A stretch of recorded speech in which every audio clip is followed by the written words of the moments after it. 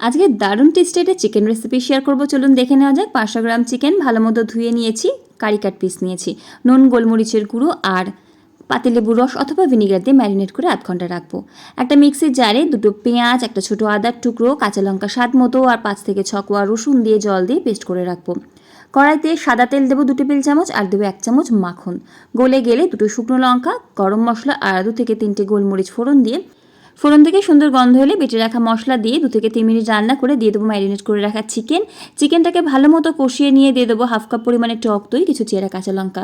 লো ফ্লেমে ভালো মতো সব কিছুকে কষিয়ে নিয়ে গোলমরিচের গুঁড়ো, স্বাদ মতো নুন দেবো, দিয়ে একদম ঢাকা দিয়ে মাংস সেদ্ধ অবধি রান্না করে নিতে হবে।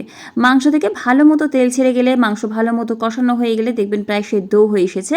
এর মধ্যে দিয়ে দেবো হাফ কাপ পরিমাণে লিকুইড দুধ, একদম লো ফ্লেমে রেখে। নামানোর আগে একটু গরম মশলার গুঁড়ো, রোস্টেড কাসৌরি মেথি আর দিয়ে দেবো ধনেপাতা কুচি।